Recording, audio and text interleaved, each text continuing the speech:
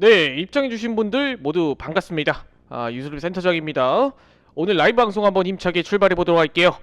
최근 들어서 항생 그리고 상하이 시장이 굉장히 좀 폭발적으로 상승하는 모습을 보여줬죠. 경기부양책 효과, 중국의 국경절에도 이제 주택 판매량이 증가했다고 합니다. 최근 들어서 항생 뿐만 아니라 이 중화권 시장이 이제 많이 죽어 있었어. 솔직하게 얘기해서 많이 죽어 있었는데 지금 중국 증시가 다시 한번 경기부양책의 효과를 받고 살아나고 있는 그런 모습이 나타나고 있죠. 자, 근데 여기서 디테일하게 어떤 내용들이 좀 호재였길래 시장이 이렇게 상승으로 좀 반응을 하는가, 이 부분들을 오늘 좀 짚고 넘어가 보도록 하겠습니다. 자, 일단 경기부양책이라고 하는데 구체적으로 경기부양책에 들어간 내용들이 뭐가 있냐 했을 때 결국에는 부동산 시장을 살리는 그런 정책들이 대부분이라고 이야기를 드릴 수가 있을 것 같아요. 여기서 또 굉장히 재밌는 게 중국 시장 그리고 이제 항생, 홍콩이죠.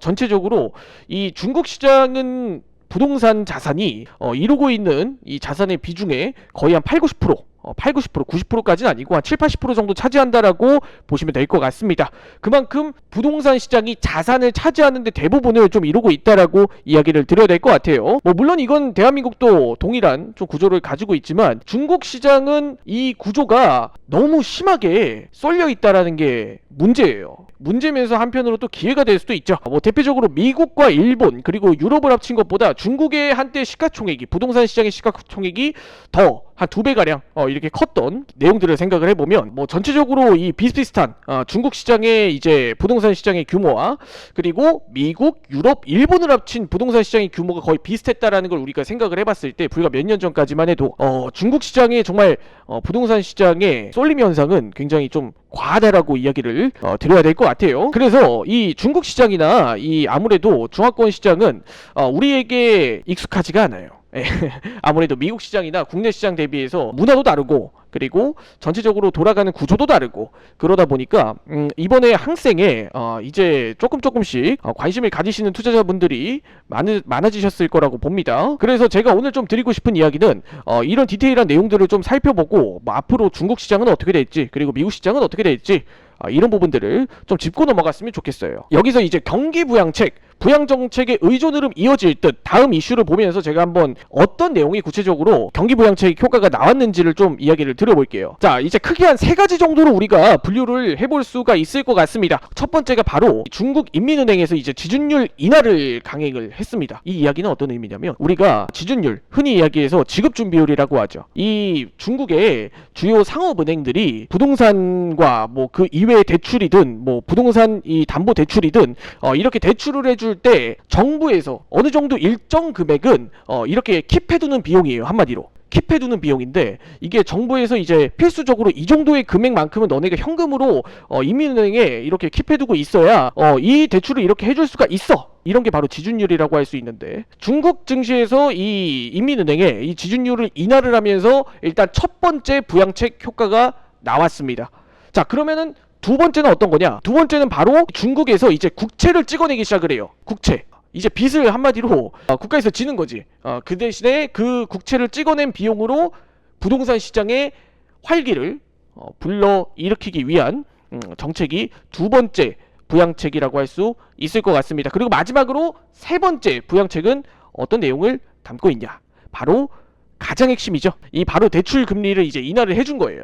그러다 보니까 이 부동산 완전히 이게 지금 분위기가 부동산 대출도 이 대출도 열어주고 지준율도 인하해주고 국채를 막 찍어내서 이게 지금 규모가 한 1, 2조 규모가 아닙니다. 190조 규모예요. 190조. 그렇게 해서 국채를 찍어내면서 부동산을 활성화할 수 있는 그런 이야기를 정부에서 했죠. 그리고 마지막으로 대출 금리도 이제 인하를 해주면서 완전히 부동산 시장을 좀 살릴 만한 그런 분위기를 좀 잡아줬다라고 생각을 해주시면 좋을 것 같습니다. 이게 지금 중국의 경기부양책의 핵심이라고 할 수가 있어요. 그리고 여기서 부동산을 살리려는 중국의 이유는 무엇이냐 했을 때 대부분의 이제 은행, 보험, 금융 이런 대부분의 이제 금융권에서 자산을 이루고 있는 거의 한 80%, 7, 80%가 부동산 자산이기 때문이죠. 그래서 이런 부동산 이 경기, 중국의 경기 부양 체계 효과가 지금 중국 증시 그리고 항생, 홍콩 증시도 이렇게 상승으로 좀 이끌어내고 있다. 이렇게 생각을 해주시면 좋을 것 같습니다. 지금 중국 증시가 상승을 했던, 지금 전 세계적으로 돈이 몰렸던 이야기를 좀 정리해서 드리고 있습니다. 그래서 여기서 이제 노골적으로 여쭤보시는 분들이 있어요. 센터장님, 지금 중국 증시 더 올라요? 안 올라요? 그래서 항생 지금 바이입니까? 셀입니까? 여쭤보시는 분들이 있을 것 같은데, 내일 이제 드디어 한 이제 9월 30일부터 지금 휴장에 들어갔던 중국 증시가 다시 개장을 하죠. 내일이야, 내일 10월 8일. 내일 이제 상하이 증시가 다시 개장을 해요. 거의 한 9일 정도, 국경절 때문에 얘네가 거의 한 9일 정도 휴장에 들어갔어요. 주말 포함. 그런데 나는 이렇게 생각을 해. 내일 상하이 증시가 올라가면 항생도 내가 봤을 때 한 번 더 치지 않을까?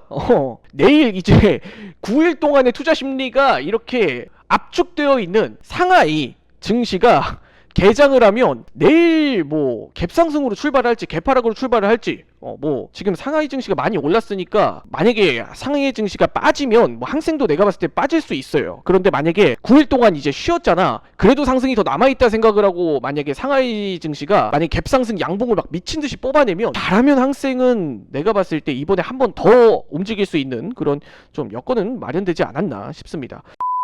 매도 포지션으로 셀 관점으로 짧게 10에서 한 15포인트 기준 잡고 대응하면 괜찮지 않을까 싶습니다. 무작정 다른 매매 금지예요. 무작정 다른 매매 금지고 어디까지나 제 관점을 이야기 드리는 겁니다. 자, 나스닥 시장 출발합니다. 자, 셀 포지션 한번 들어가 보자.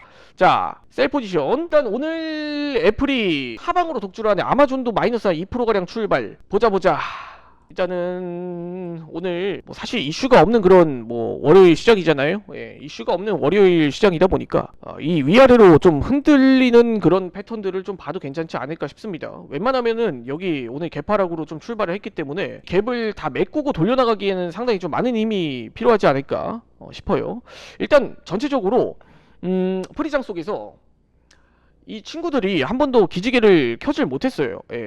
이미 프리장에서 매도세가 나올 만큼 나왔다라는 건데, 그러면 오늘 어느 정도 본장 들어서 차익 실현 매물이라든지 경계 매물들도 같이 출회가 될 수 있다라는 점, 이 부분들도 한번 참고해 주시기 바라겠습니다. 자, 그렇지.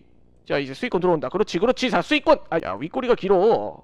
이런 장에서는 5분봉이 이제 음봉으로 전환이 되면 한번 하방으로 빼는 패턴들도 한번 기대해 볼 수 있지 않을까 싶습니다. 이번 캔들, 다음 캔들. 자, 여기서 음봉으로 전환이 되면 가장 좋은 그림이 나오는 건데, 보자고. 그렇지. 윗꼬리 쭉쭉. 자, 윗꼬리. 자, 그렇지. 음봉전.